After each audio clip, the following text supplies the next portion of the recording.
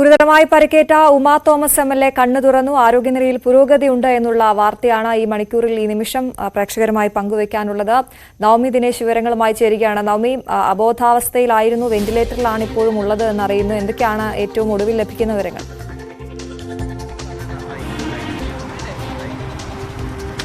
അശ്വതി, നേരത്തെ നമ്മൾ സംസാരിക്കുമ്പോൾ ആരോഗ്യനിലയിൽ ചില ആശങ്കകളൊക്കെ പ്രകടിപ്പിച്ചിരുന്നു. പക്ഷേ ഇപ്പോൾ നമുക്ക് ലഭിക്കുന്ന വിവരം അനുസരിച്ച് ഉമാ തോമസ് കണ്ണു തുറന്നിട്ടുണ്ട്, കൈകാലുകൾ അനക്കിയിട്ടുണ്ട്. മകൻ കയറി ഉമാ തോമസിനെ കണ്ടു. പക്ഷേ മകനെ തിരിച്ചറിഞ്ഞു എന്നതിൽ അതിൽ വ്യക്തത വരണം. എന്തായാലും കണ്ണു തുറന്നിട്ടുണ്ട്, മകനെ കണ്ടു എന്നാണ് പറയുന്നത്.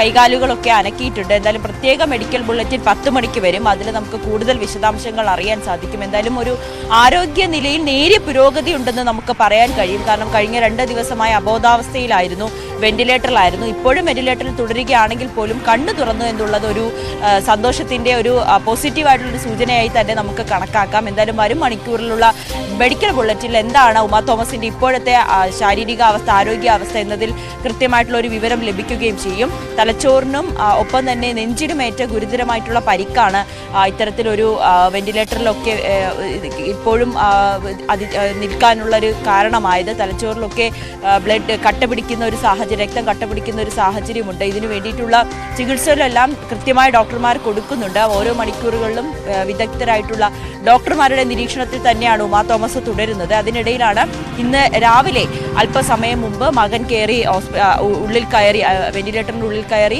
ഉമാ തോമസിനെ കാണുകയും കണ്ണു തുറന്നു എന്നും കൈകാലുകൾ അനക്കി എന്നുമുള്ള സന്തോഷത്തിന്റെ ഒരു സൂചന കൂടി മകന്റെ ഭാഗത്ത് നിന്നും ഉണ്ടാകുന്നത്. എന്തായാലും എത്രയും വേഗം ഉമാ തോമസ് സുഖം പ്രാപിക്കട്ടെ എന്ന് തന്നെ പ്രാർത്ഥിക്കാം. അശ്വതി, അതാണ് നവമി. മറ്റൊരു കാര്യം, ഈ പോലീസിന്റെയും ഫയർഫോഴ്സിന്റെയും സംയുക്ത റിപ്പോർട്ട് പുറത്തു വന്നിരിക്കുകയാണല്ലോ. സ്റ്റേജ് നിർമ്മിച്ചത് അപകടകരമായി തന്നെ എന്നാണ് റിപ്പോർട്ടിൽ പറയുന്നത്. മറ്റെന്തൊക്കെ കാര്യങ്ങളാണ് അതിലുള്ളത്?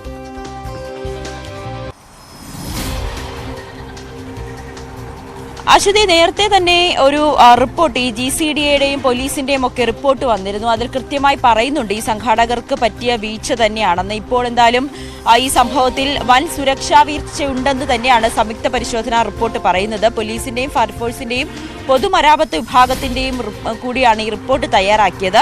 ഇതിൽ പറയുന്നതനുസരിച്ച് സ്റ്റേജ് നിർമ്മിച്ചത് അപകടകരമായിട്ടുള്ള രീതിയിൽ തന്നെയാണ്.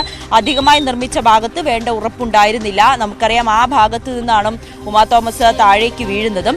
VIP സ്റ്റേജിനടുത്തായി ആംബുലൻസ് ഇല്ലാതിരുന്നത് അടിയന്തര വൈദ്യസഹായം ലഭിക്കാൻ വൈകി. അതോടൊപ്പം പരിശീലനം ലഭിക്കാത്തവരാണ് ഉമാ തോമസിനെ ആംബുലൻസിലേക്ക് മാറ്റിയത്. നമ്മൾ കണ്ടതാണ്, ആ ദൃശ്യങ്ങൾ കണ്ടതാണ്. ഉമാ തോമസിനെ ആംബുലൻസിലേക്ക് കൊണ്ടുപോയത് അവിടെ ഉണ്ടായിരുന്ന കുറച്ച് ആളുകൾ തന്നെയാണ്. അതിലൊക്കെ ഈ ഗുരുതരമായി വീണ് പരിക്കേറ്റ ഉമാ തോമസിനെ എടുത്ത് കൊണ്ടുപോകുന്നതിലുമൊക്കെ ചില വീഴ്ചകൾ ഉണ്ടായി. അതുകൊണ്ട് തന്നെയാണ് അപകടങ്ങൾ കൂടുതലായതും എന്നുകൂടിയൊരു റിപ്പോർട്ട് ലഭിക്കുന്നുണ്ട്. അങ്ങനെ തന്നെയാണ് ഈ സംയുക്ത റിപ്പോർട്ടിലും പറയുന്നത്. എന്തായാലും അടിയന്തര വൈദ്യസഹായം നൽകാൻ വൈകി എന്നുകൂടി ഈ റിപ്പോർട്ടിൽ പറയുന്നുണ്ട്.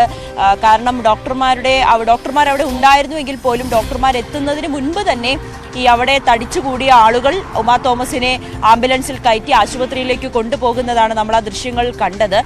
ഡോക്ടർമാർ പറയുന്നതനുസരിച്ച് അവിടെ മറ്റു കുട്ടികൾ ദേഹാസ്വാസ്ഥ്യമുണ്ടായി, അങ്ങനെ കുറച്ച് പ്രശ്നങ്ങളായി വന്ന കുട്ടികളെ ഞങ്ങൾ ചികിത്സിക്കുന്നതിനിടയിലാണ് ഉമാ തോമസിന്റെ അപ്രതീക്ഷിതമായിട്ടുള്ളൊരു വീഴ്ചയും. ഇവർ അവിടേക്ക് എത്തുന്നതിന് മുൻപ് തന്നെ ഈ അവിടെ ഉണ്ടായിരുന്ന ആളുകൾ ഉമാ തോമസിനെ ആശുപത്രിയിലേക്ക് മാറ്റിയിരുന്നു.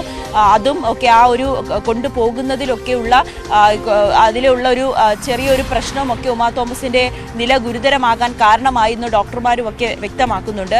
അങ്ങനെ തന്നെയാണ് ഈ റിപ്പോർട്ടിൽ പറയുന്നത്. അവരെ കൊണ്ടുപോകുന്നതിലുണ്ടായിരുന്ന വീഴ്ചയും ഒക്കെ ഈ ഒരു അപകടത്തിന്റെ ആഘാതം വർദ്ധിക്കാൻ കാരണമായി എന്ന് പറയുന്നുണ്ട്. എന്തായാലും ഈ 3 റിപ്പോർട്ടുകളിലും കൃത്യമായി പറയുന്നുണ്ട് ഈ സംഘാടനത്തിലുണ്ടായ വീഴ്ചയാണെന്ന്. അത് നമ്മൾ അവിടെ ചെന്ന് കാണുമ്പോൾ തന്നെ കൃത്യമായി വ്യക്തമാകുകയും ചെയ്യും. ഇതിനോടകം 3 പേരെയാണ് പോലീസ് അറസ്റ്റ് ചെയ്തിരിക്കുന്നത്. വരും ദിവസങ്ങളിൽ കൂടുതൽ അറസ്റ്റുകളും വരും മണിക്കൂറിൽ കൂടുതൽ അന്വേഷണവും ഒക്കെ ഇതിന്റെ ഭാഗമായി ഉണ്ടാകും. അശ്വതി.